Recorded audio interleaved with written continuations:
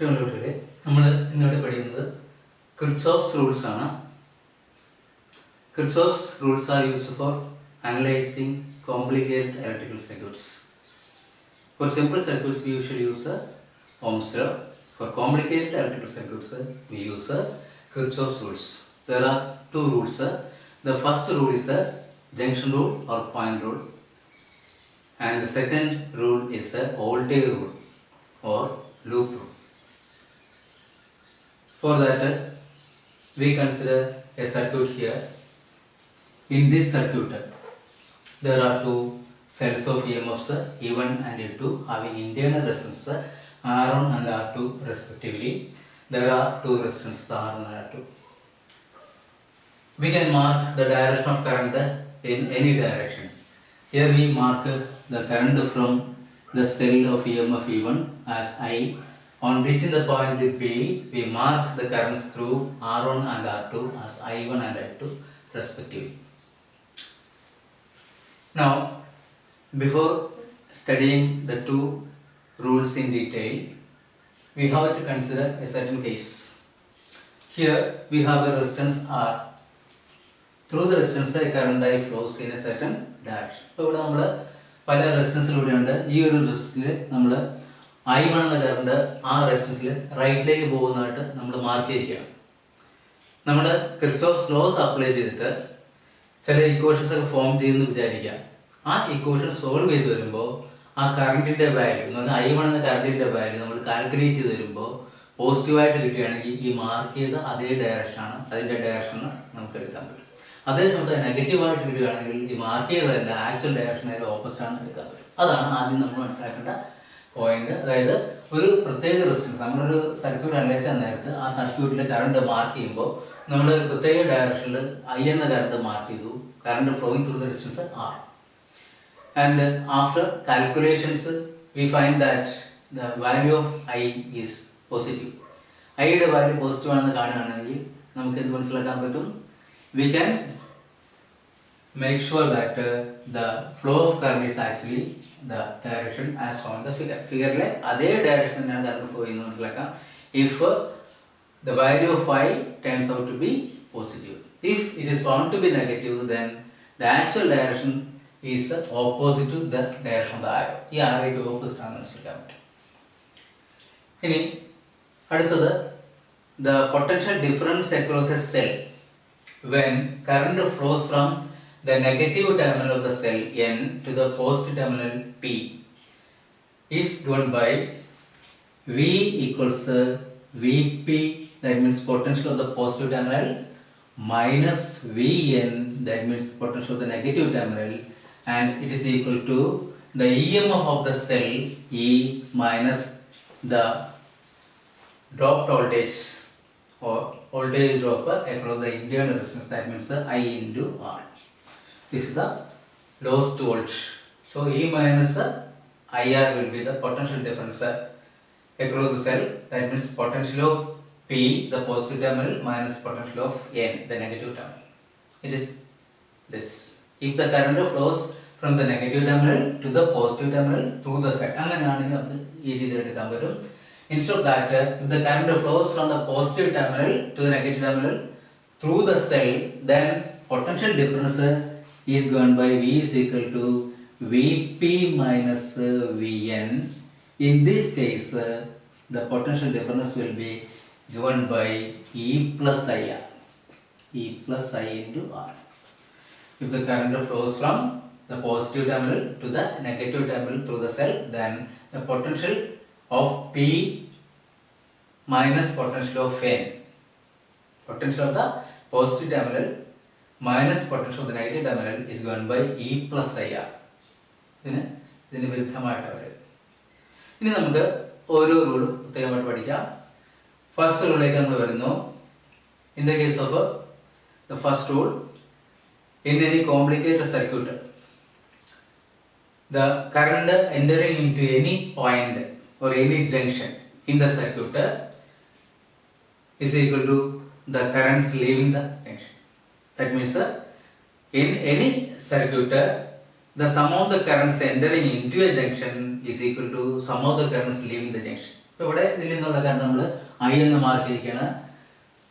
അത് ബിയിൽ നിന്ന് R1 പോകുന്ന I1, R2 പോകുന്ന I2 എന്ന് മാർക്ക് ചെയ്തിരിക്കുന്നു. അപ്പൊ അങ്ങനെ വരുമ്പോൾ the sum of the currents reaching the point B is 1 by current reaching the point B is I and current leaving the point B is I1 plus I2. This is actually conservation of electric charge, or there is no accumulation of electric charge during electric flow. Electric flow ഉണ്ടാകുമ്പോൾ ഒരു സർക്യൂട്ടിൽ ഒരു പോയിന്റിലും charge accumulate ചെയ്യപ്പെടുന്നില്ല, ശേഖരിക്കപ്പെടുന്നില്ല. അതുകൊണ്ട് ഒരു സെക്കൻഡിൽ ഈ ബി എന്ന പോയിന്റിലേക്ക് വന്നു ചേരുന്ന ചാർജ് എന്താണോ അതാണ് ഐ എന്ന് പറയുന്നത്. is equal to the charge flowing from the point B in 1 second, that is I1 plus I2. അതാണ് ഈ ഒരു റൂള് കാണിക്കുന്നത്. So we get I is equal to I1 plus I2 according to junction rule when we apply that at the point at the junction B. Now we can apply the voltage rule in say A, B, E, F, A. In the loop A, B, E, F, A, we can write down the voltage rule as the sum of the changes of potential along this loop is equal to 0.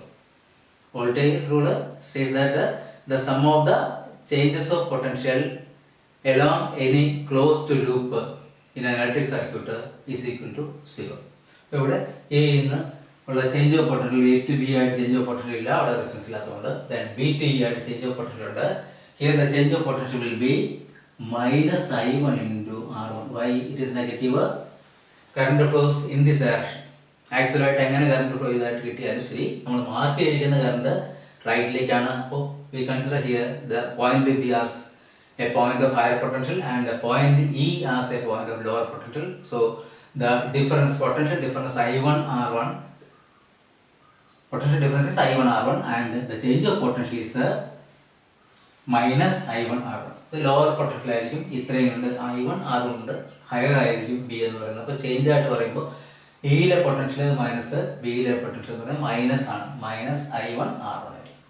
ഒരു current ഫ്ലോയുടെ ഡയറക്ഷനിൽ എപ്പോഴും change of potential എടുക്കുമ്പോൾ negative സൈനോട് എഴുതാം. So minus I1 R1 is the change of potential.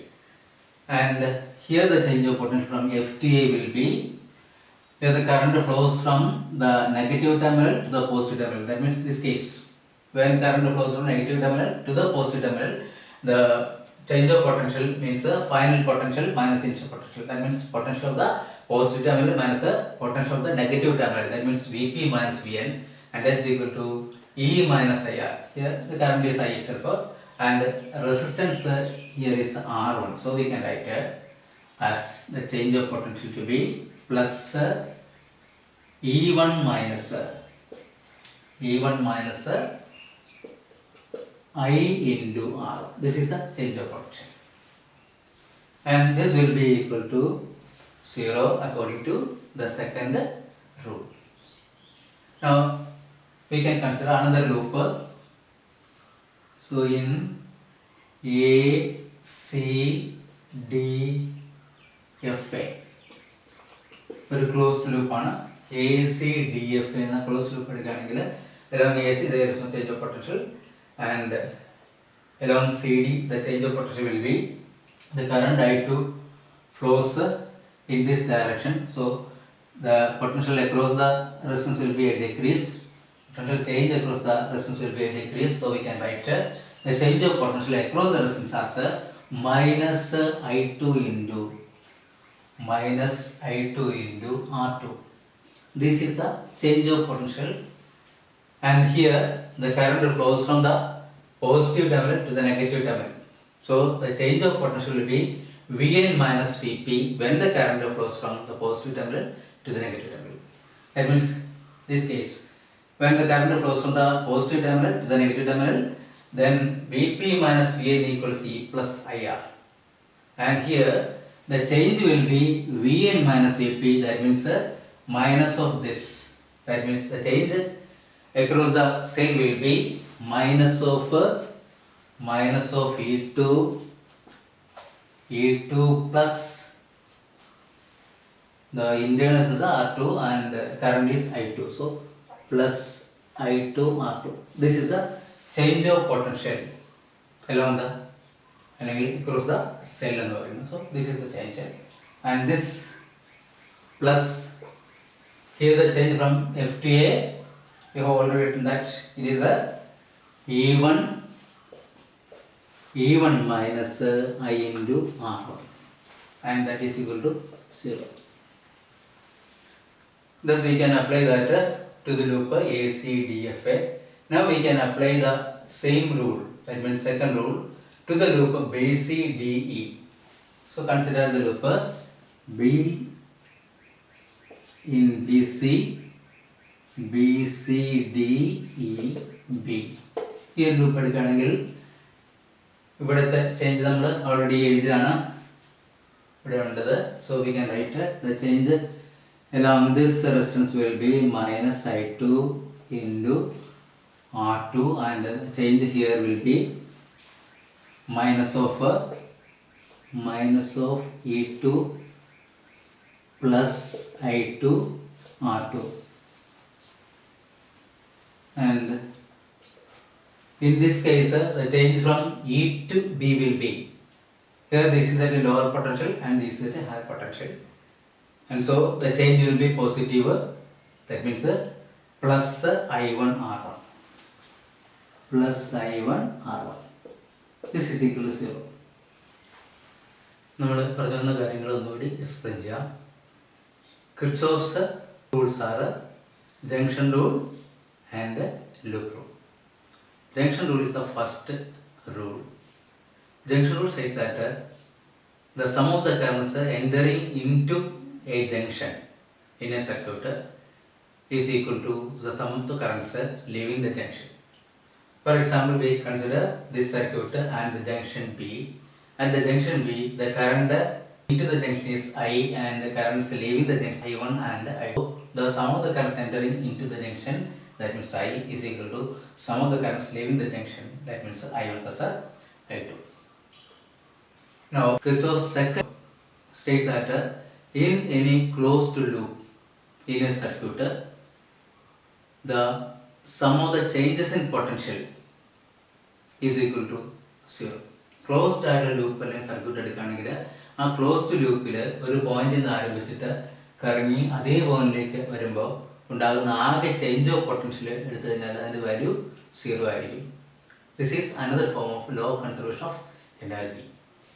അത് ഇവിടെ നമ്മൾ ഈ ഒരു ലൂപ്പിൻ്റെ AC അപ്ലൈ ചെയ്തു. അങ്ങനെ അപ്ലൈ ചെയ്തപ്പോൾ കിട്ടിയത് ഇൻ ABEFA ആ ലൂപ്പിൽ this is a case, current flows from this point B to the point E. So E will be at a lower potential and B will be at a higher potential. Therefore, change of potential across the resistance will be minus I1 R1. Then that across the cell will be plus E1 minus I into R1, because in this case when the current flows from the negative terminal N to the positive terminal P, the change of potential will be Vp minus Vn equals E minus IR. So in this case it is E1 minus I into R1, and that's equal to 0. In this case in the loop ACDFA, we have the change of potential. Here the potential change will be minus I2 R2, and in this case when current flows from the positive terminal to the negative terminal through the cell, we have the potential difference as Vp minus Vn equals E plus IR, but the change of potential here will be the final potential, that is Vn, the potential of the negative terminal minus the initial potential, that is Vp. So Vn minus Vp is to be written here. Next, that means it is negative of this Vp minus Vn is E plus IR, therefore Vn minus Vp is the negative of that. So minus E2 plus I2 R2. Then plus, then change across this cell, that is E1 minus I into R1, that's equal to 0. And in this case in BCDEB,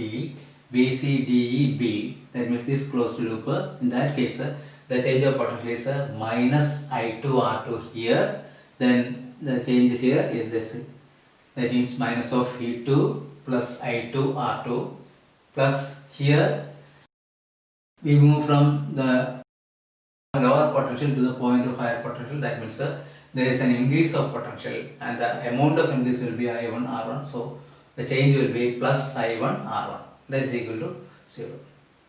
Okay.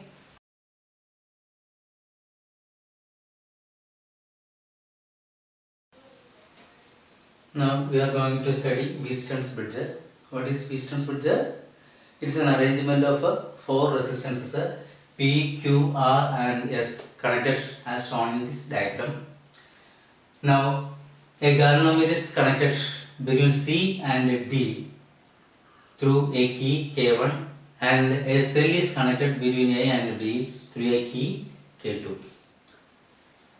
Now after closing the key K2 and the key K1, we can adjust the values of P, Q, R and S so that the galvanometer current becomes 0 and it shows no deflection.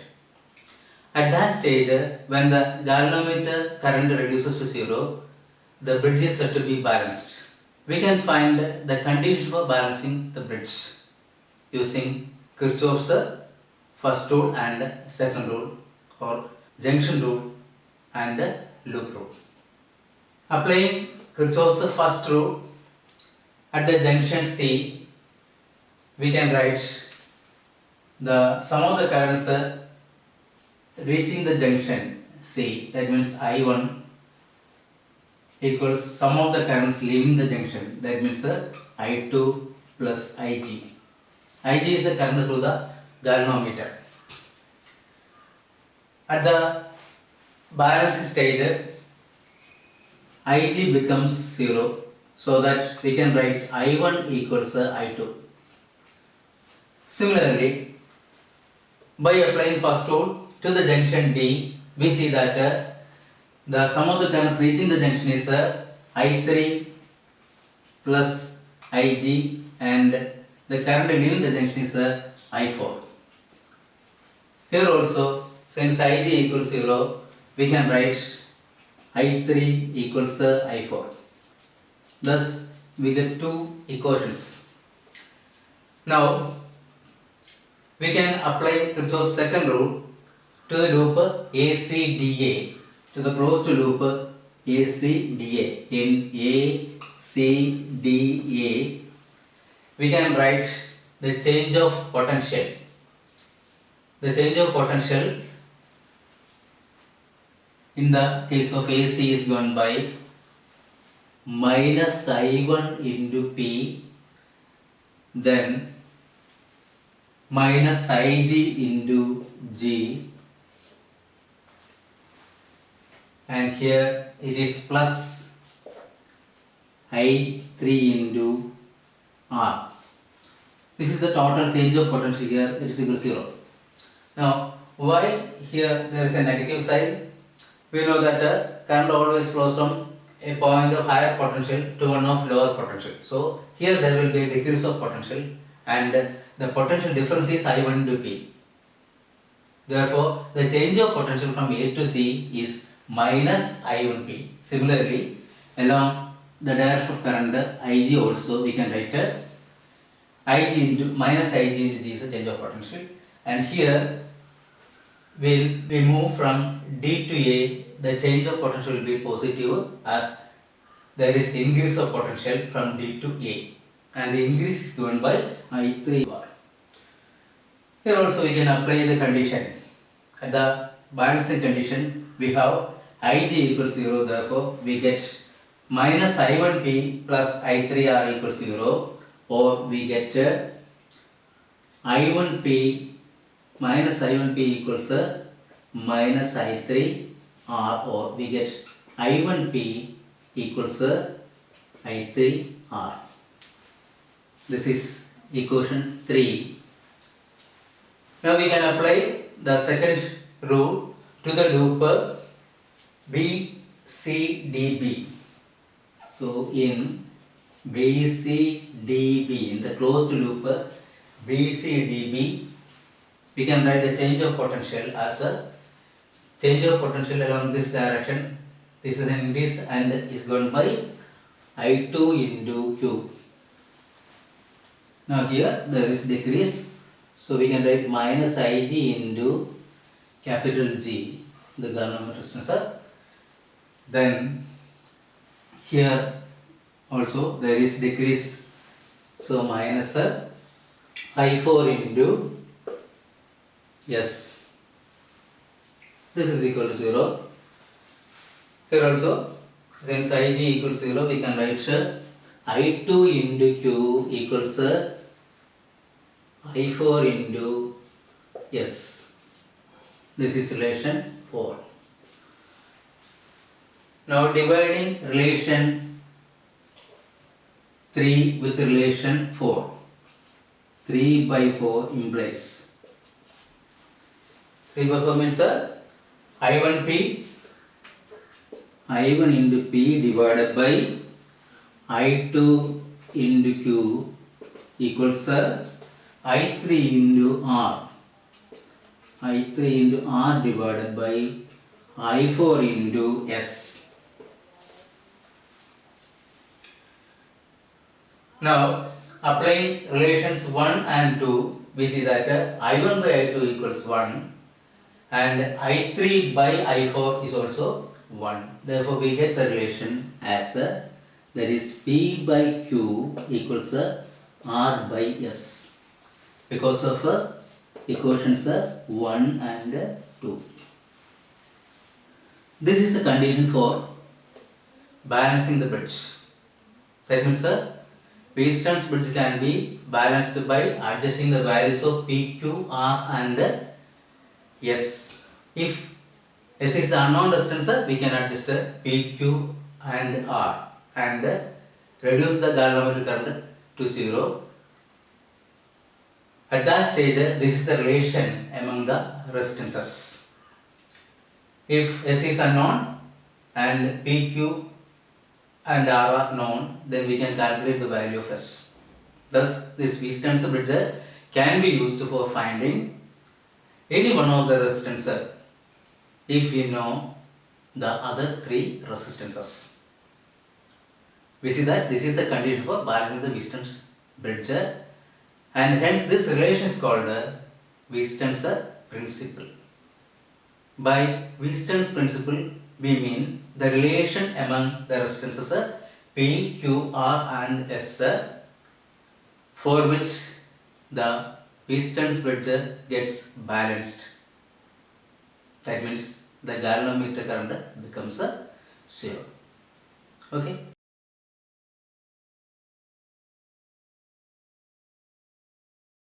Now let us solve this problem. We have to find the effective resistance between the points A and B. We can compare this network to Weisstein's bridge, and we see that instead of P here there is 15 ohm, and instead of Q there is 5 ohm, and also R is equal to 45 ohm, S equals 15 ohm. So we can check whether this circuit satisfies Weisstein's principle. P is equal to 15 and Q is equal to 5. Therefore we can write P by Q equals 15 by 5 equals 3. Similarly, R by S equals 45 divided by 15 equals 3. Thus we find that P by Q equals R by S. That means Weisstein's condition for balancing is satisfied here. When this happens, the potential at the point C will be equal to the potential at the point D, and so no current flows through the central resistance 50 ohm. That is, this resistance is ineffective, and we can consider this to be an open portion of the circuit. So the effective circuit will be, the equivalent circuit will be the parallel combination of 2 series combinations. The parallel combination of two series combinations. One is 15 and 5, the series combination, and the other series combination is 45 and 50. We can find the effective resistance of this branch as R1 equals 15 plus 5 equals 20 ohm, and R2 equals 45 plus 15. 45 plus 15 equals 60 ohm. Since these two branches are parallel between A and B, the effective resistance of the parallel combination is given by R is equal to R1 R2 divided by R1 plus R2. This means 20 into 60 divided by 20 plus 60. This is equal to 120 divided by 8, and that's equal to 15 ohms. Thus we get 15 ohms as the effective resistance between A and B. Okay.